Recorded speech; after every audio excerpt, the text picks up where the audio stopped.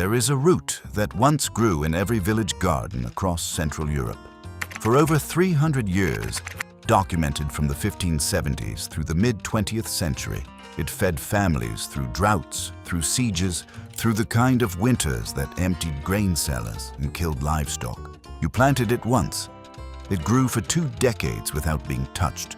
It produced its own seed, sweetened in frost, and required nothing you had to buy. Then, in the span of 20 years, it disappeared from nearly every seed catalog on Earth. Almost no one under 60 knows its name.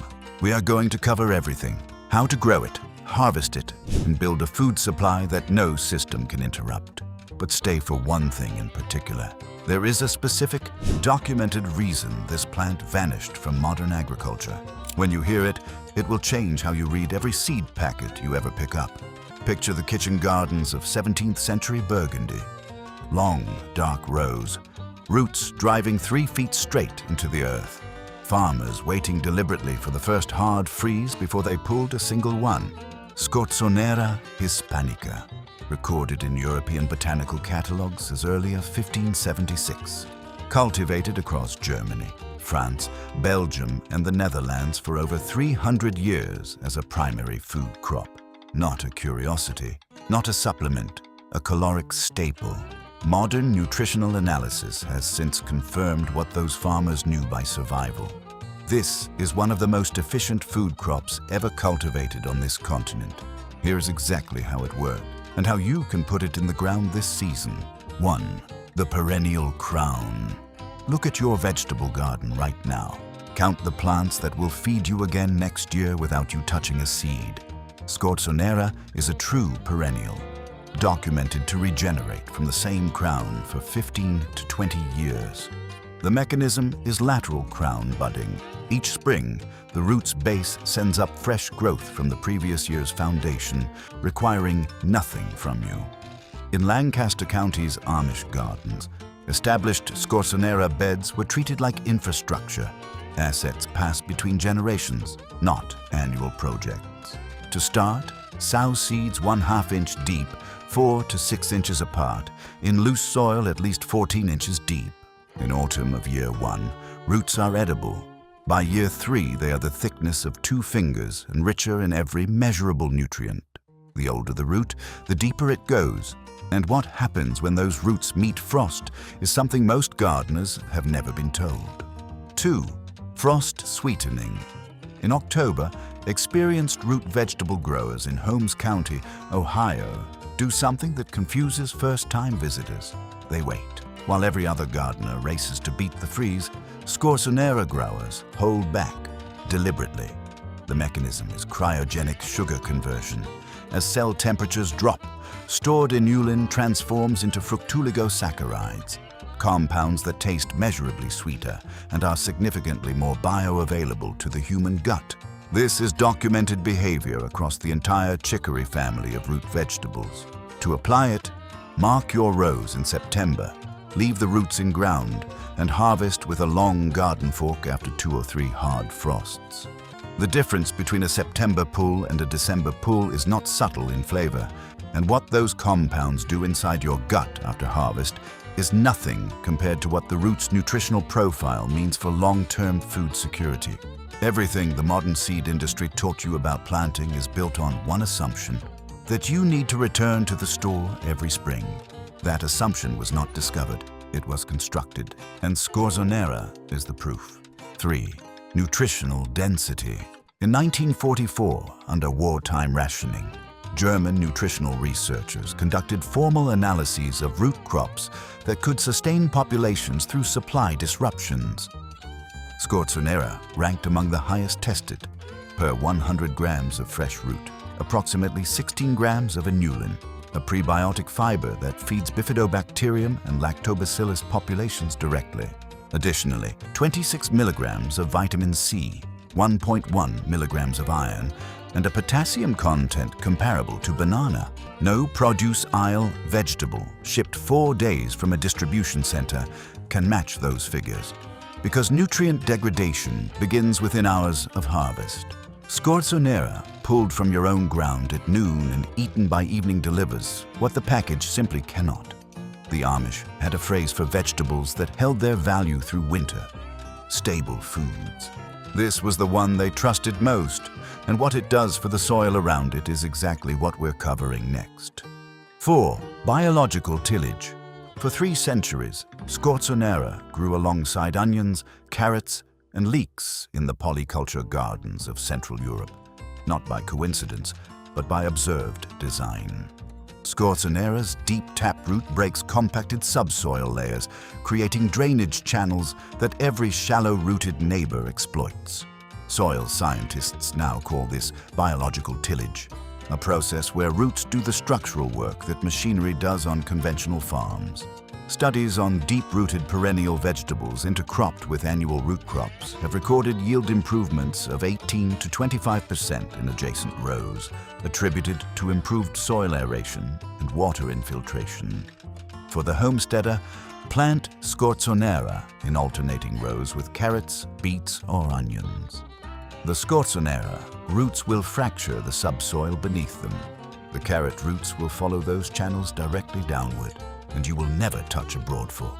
We are getting closer, but the one reason this plant was removed from the modern food system is still ahead, and it is not what you think. The Amish didn't buy their seeds. They never needed to. That is the entire point of what we're about to cover. 5. Self-seeding architecture. In its second year, scorzonera flowers, tall yellow blooms that look unmistakably like a dandelion's larger cousin. Those seed heads scatter with similar efficiency. In established beds across Central European village gardens, the plant formed what ethnobotanists now call a volunteer matrix, a self-sustaining population that required no deliberate replanting from the household. Seeds dropped, germinated within the existing bed, and the colony renewed itself across seasons without human direction. To manage it today, allow 20 to 30% of your plants to flower each year. Harvest the dried seed heads when they resemble dandelion clocks. Scatter into loosened ground nearby. A 4 by 8 foot bed, properly managed, produces enough viable seed to plant a garden 10 times its size. Once you hold that in your hand, you will never look at a $6 seed packet the same way. And the reason that specific economics matters will become clear in a few minutes. 6. Drought resistance. Dig 3 feet into established scorzonera growing soil and you understand the strategy immediately. The taproot follows moisture, not surface moisture, which vanishes in a dry week, but deep subsoil moisture, the kind that persists through a month without rain. Traditional accounts from German agricultural records suggest scorzonera maintained viable yield through extended summer droughts that destroyed neighboring annual crops. The mechanism is auxin-directed root elongation. The plant's growth hormones direct energy downward toward stable moisture reserves, rather than laterally like annual vegetables that depend on surface irrigation. For the self-sufficient grower, a planted scorzonera bed can survive a summer that destroys everything else in your garden, without a single watering after establishment. In a situation where water access cannot be guaranteed, that is not a minor feature. It is the margin between eating and not eating. But drought resistance alone doesn't explain why this plant lasted 300 years. The next quality is why it outlasted every famine that came for it. This method fed entire regions through 2 world wars, without a single bag of purchased fertilizer, without a single trip to a seed store. The plant handled all of it, and asked only to be left in the ground. 7. Medicinal heritage. The Pharmacopoeia Londinensis of 1618, one of the earliest standardized medical references in the English language, listed scorzonera root as a documented remedy for liver complaints and as a general fortifier of the blood. This was not superstition. Modern biochemical analysis confirms the root contains significant concentrations of luteolin and chlorogenic acid, flavonoids with peer-reviewed anti-inflammatory properties.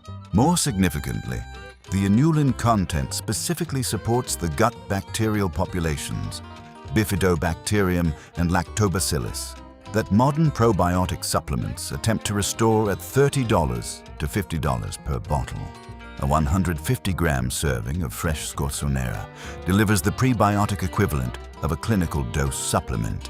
Every Amish kitchen garden in Lancaster County before 1920 maintained a scorzonera bed. It wasn't only food, it was pharmacy. And the convergence of those two things in one plant is exactly why the next item sealed its fate. 8. Seed sovereignty. Scorzonera seeds lose germination viability rapidly, approximately 65% germination in year 1, dropping below 20% by year 3. This single biological fact changes everything. It means the only reliable source of viable scorzonera seed is a living, actively flowering plant. Own the plant, you own the seed. Own the seed, you own the food. There is no commercial mechanism to insert a subscription model into that loop. No annual purchase required. No dependency created. Documented Amish seed savers in Geauga County, Ohio carry scorzonera on their preserved variety lists specifically because it cannot be made proprietary. You cannot patent a plant that self-seeds, self-renews, and outlives the gardener who planted it, which is exactly what made it a problem. And brings us to the part I told you to stay for. This is the part I told you to stay for. Picture the USDA's agricultural policy offices in 1947. The war is over. American food production is pivoting away from household self-sufficiency and toward industrial scalability. Hybrid seed varieties are being fast-tracked for commercial licensing. New subsidy structures are being written around a single crop model. High-input annual monocultures that require purchased seed every spring, purchased synthetic fertilizer every season, and purchased pesticide on a schedule. In that environment, perennial crops were not just economically inconvenient, they were structurally incompatible. A plant that regrows for 20 years from a single sowing produces its own viable seed, survives drought without irrigation, and delivers medicinal-grade nutrition from a backyard bed cannot generate recurring revenue. It cannot generate dependency.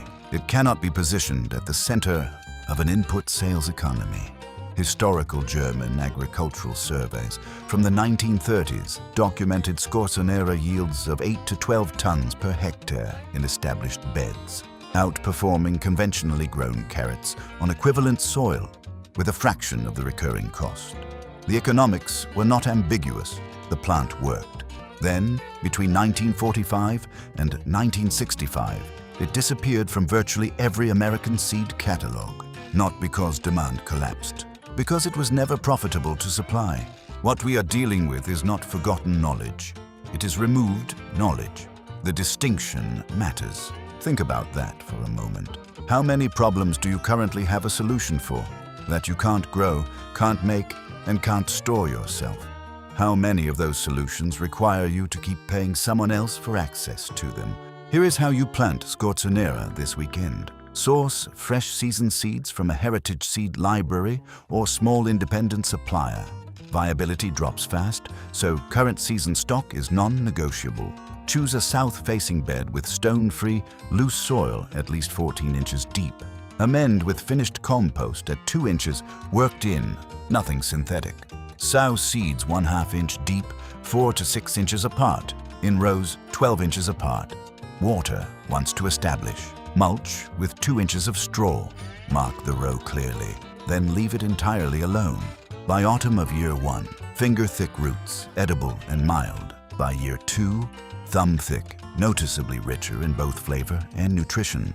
By year 3, a living, self-seeding, drought-resistant food supply that requires nothing you have to purchase, and nothing from the system that quietly removed it from your grandfather's seed catalog.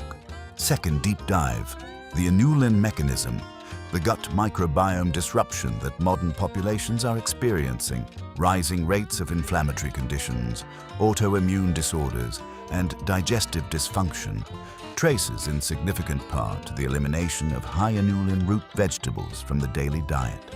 Research published in the Journal of Nutritional Biochemistry confirms that dietary inulin at 10 to 15 grams per day produces measurable increases in beneficial gut bacteria within 3 weeks of consistent intake. A single 150-gram serving of scorzonera provides that dose from food, not from a supplement derived from chicory extract and sold in a capsule.